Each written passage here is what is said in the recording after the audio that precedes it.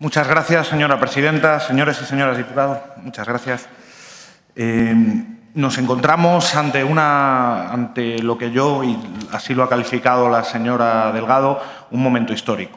En un primer momento quiero agradecer a la señora Delgado y al Grupo Parlamentario Socialista por haber traído este asunto a la Cámara, y también por su compromiso, en particular de la señora Delgado, con este asunto y con esta lucha. Y también quiero agradecer a mis compañeras de grupo, Elena Seviñano y Manuela Bergerot, por la ayuda en el trabajo para preparar la intervención en la proposición no de ley.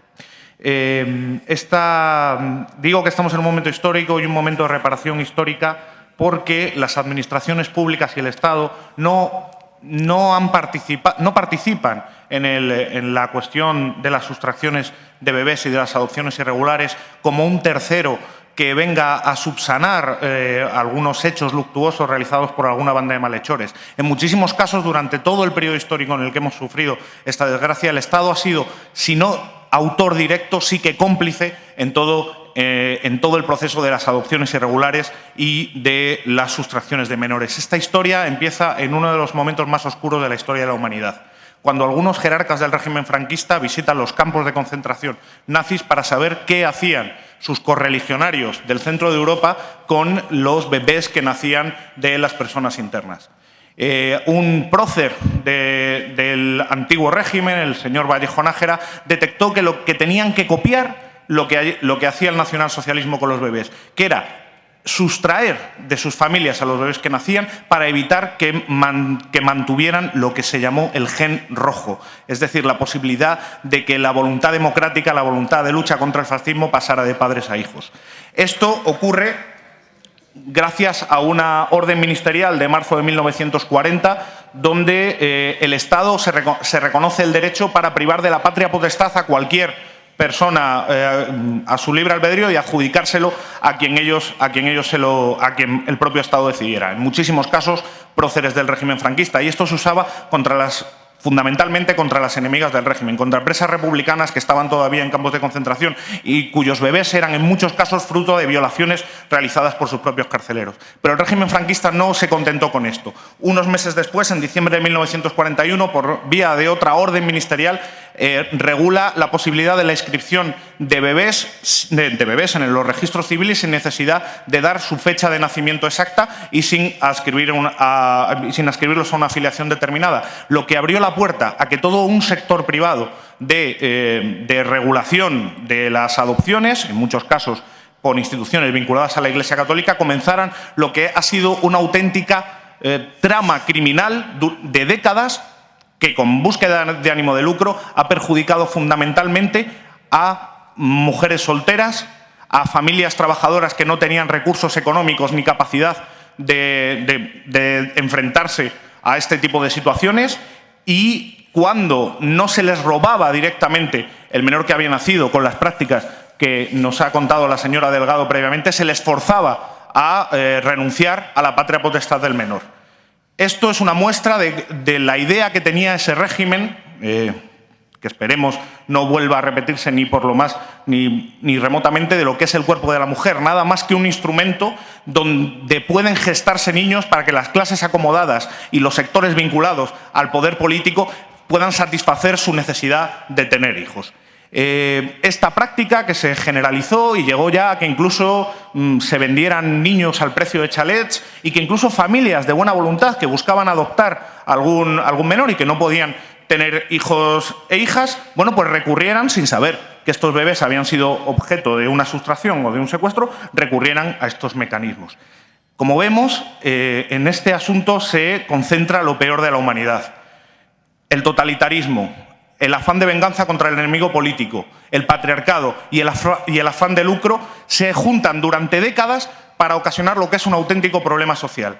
Estimaba el juez Garzón en el auto que empezó a investigar y que no le dejaron terminar, que en el periodo desde 1936 a 1959 había al menos localizados 30.000 bebés que habían sido sustraídos de sus familias. Evidentemente, el periodo es mucho más largo y la cifra sería muy superior. Muchos en la Comunidad de Madrid. Esto quiere decir que quizá muchos de nuestros vecinos, muchos de nuestros compañeros de trabajo, algún familiar o incluso alguno de los diputados y diputadas que estamos sentados en esta Cámara, quizá no seamos hijos, ni hijas, nietos o nietas de quien queramos ser. Pero en toda esta montaña de desperdicio que ha llevado este problema ha surgido también un rayo de luz. Y ese rayo de luz han sido las asociaciones, todas las que están aquí presentes, las víctimas, que han sabido superponerse al no se puede, a los obstáculos administrativos, a el déjalo estar y no molestes porque total, ¿qué más va a dar? Y han ido muy por delante de las administraciones públicas en esta lucha. Por eso yo les tengo no solo que dar la bienvenida y saludarlas, sino que decirles gracias. Gracias por ser nuestra conciencia, gracias por ser nuestra historia.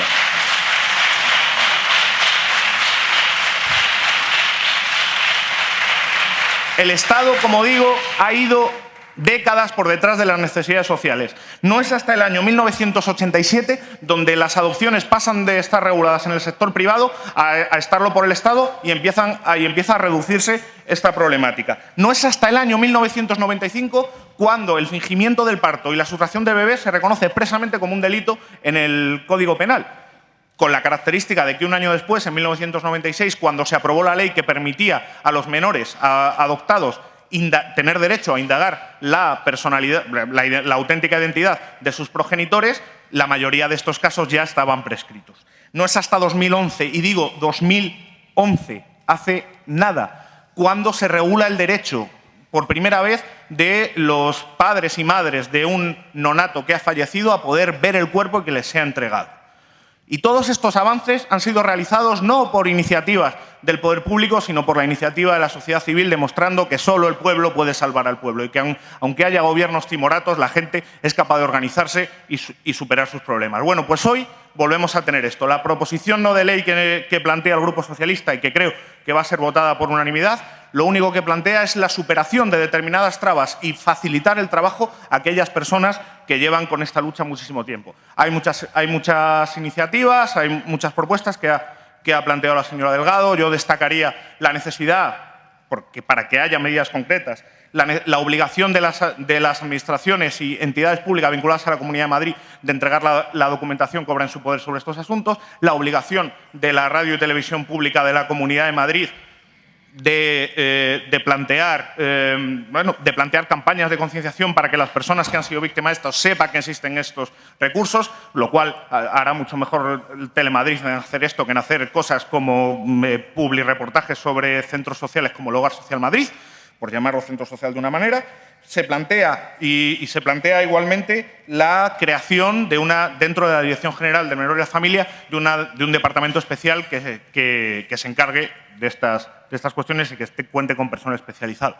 Hay otro elemento que nosotros hemos planteado en nuestra enmienda y Quedan 2 minutos, señoría. y que entendemos que no va a prosperar, aunque nos sorprende que esto no se vea como una obviedad, que es la calificación de estos hechos como delitos de lesa humanidad y, por tanto, imprescriptibles. Deben ser delitos de lesa humanidad porque cumplen todas las características de estos delitos.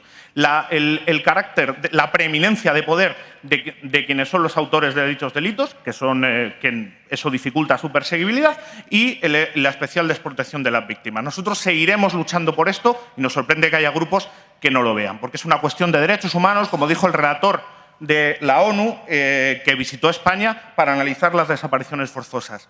Y seguiremos defendiendo esto y seguiremos apoyando a estas asociaciones porque un pueblo solo puede avanzar si cura sus heridas, no si las tapa con la mano. Y solo hay un camino para curar esas heridas. Es el camino de la verdad, la justicia y la reparación. Se lo debemos, nos lo debemos. Muchas gracias.